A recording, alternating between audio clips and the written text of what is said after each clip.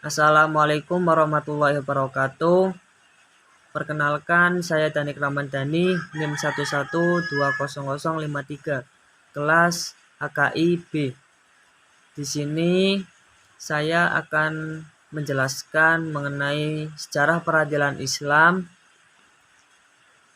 pada masa Nabi Muhammad SAW sampai masa Turki Utsmani, dengan tema saatnya yang muda bicara sejarah.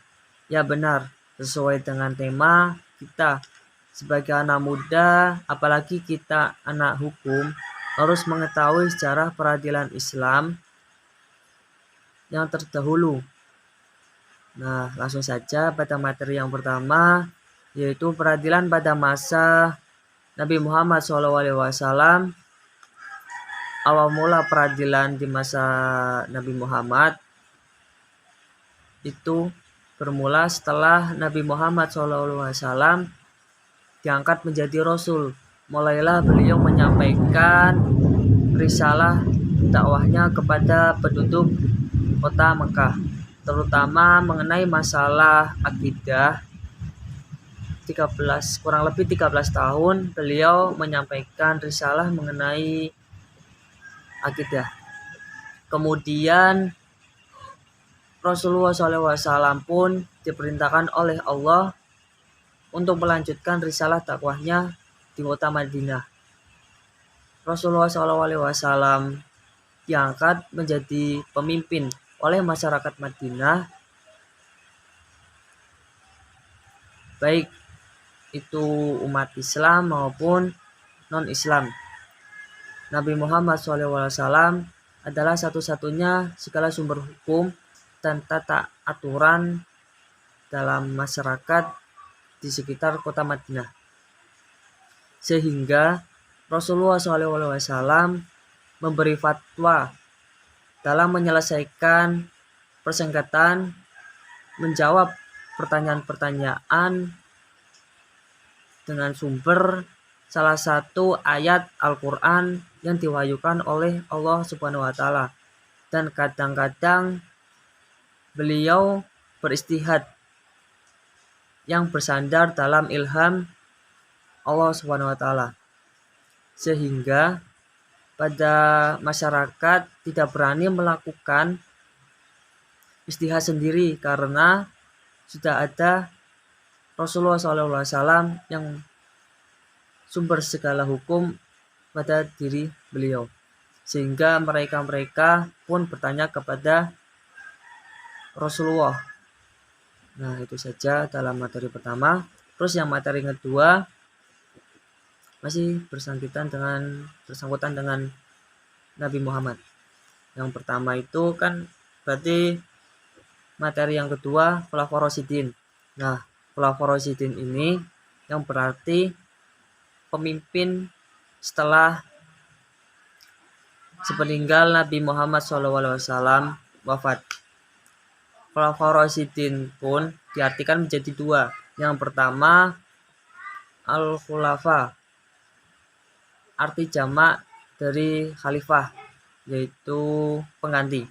Lalu yang kedua itu Ar-Rasyidin, yang artinya halus, arif, pintar, dan bijaksana. Pada masa Khulafaur Rasyidin pun peradilannya ada yang berubah dan ada yang masih tetap seperti Rasulullah SAW.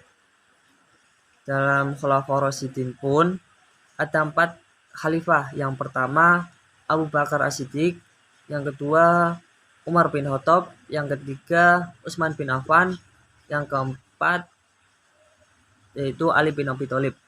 Pada masa peradilan Abu Bakar As-Siddiq itu masih sama seperti Rasulullah SAW, yaitu ya datang kepada ahlinya yang ditanyakan permasalahannya apa, itu kepada Abu Bakar langsung, karena beliau yang mengetahui secara hukum-hukum tertentu.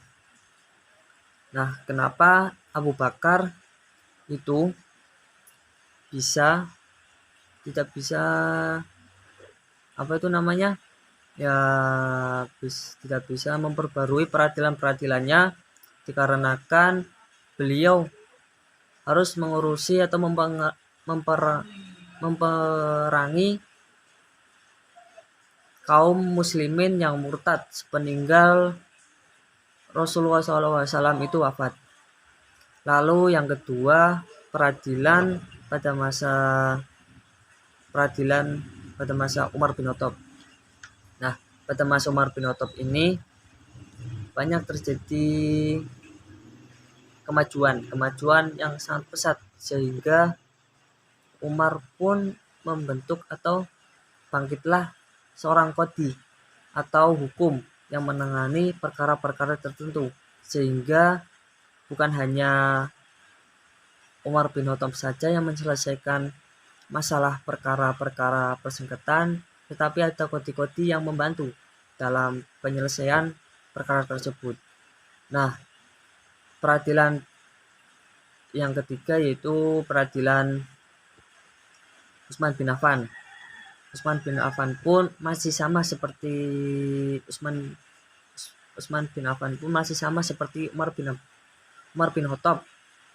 Dia mengikuti langkah Umar bin Khattab, tetapi beliau itu memiliki beberapa pembaruan seperti tempat, yaitu diadakan dalam penyelesaiannya itu diadakan di dalam gedung tertentu, dan beliau pun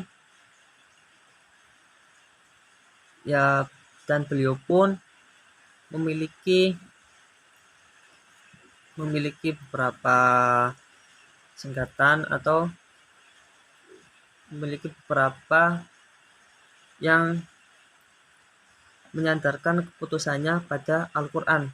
Jadi beliau itu ya juga berdasarkan dalam Al-Quran As-Sunnah dan beristihad yang lain-lain.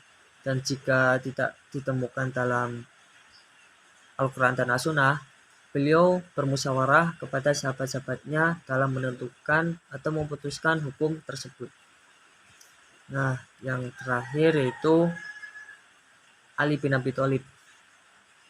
Ali bin Abi Thalib itu pada masa peradilannya itu masih sama seperti ya dari Abu Bakar, Umar bin Khattab, terus Utsman bin Affan, masih sama seperti yang terdahulu.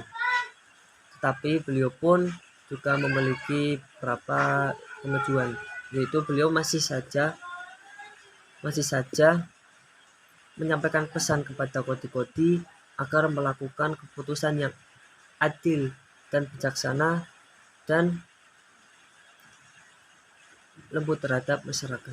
Lanjut materi yang ketiga, yaitu peradilan pada masa dinasti Umayyah. Dinasti Umayyah berkuasa kurang lebih 90 tahun pada masa pemerintahan Muawiyah tahun 41 Hijriah atau 661 Masehi, dan berakhir pada masa pemerintahan Marwan II tahun 132 Hijriah. Pada masa ini bentuk peradilannya yaitu hakim memutuskan perkara-perkara berdasarkan ijtihadnya sendiri dalam hal-hal yang belum ada nas dan ijma. Lembaga peradilan ini belum terpengaruhi oleh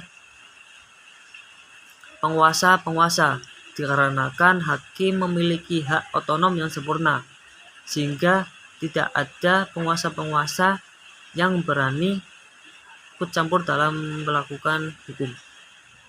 Lanjut ke materi yang keempat, yaitu peradilan pada masa dinasti Abbasiyah.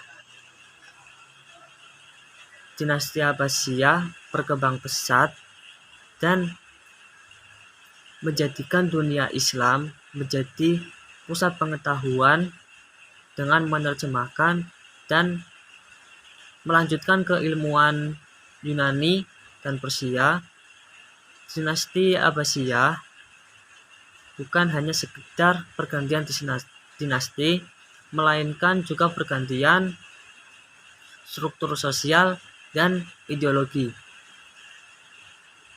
Perubahan-perubahan peradilan di dalam bidang peradilan di masa dinasti Abbasiyah, itu yang pertama, terbentuknya Qadli Al-Quds sebagai Mahkamah Agung. Yang kedua, wilayah hizbah. Yang ketiga, pengaturan persidangan tempat untuk mahkamah. Yang keempat, luasnya wewenang hakim. Yang terakhir, penyebaran hakim ke beberapa wilayah.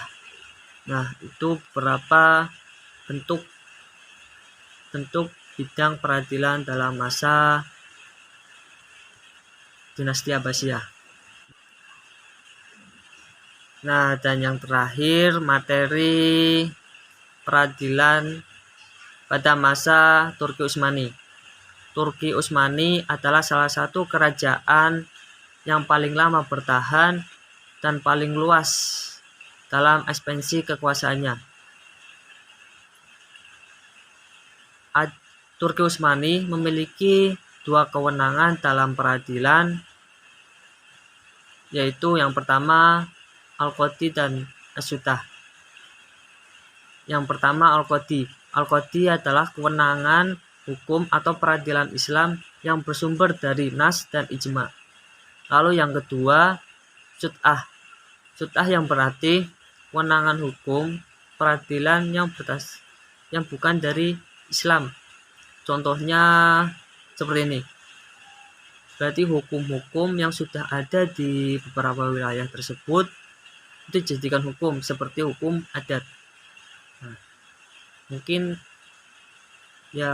itu saja sih dari materi terakhir, karena ya banyak sih belum paham dari materi-materi ini.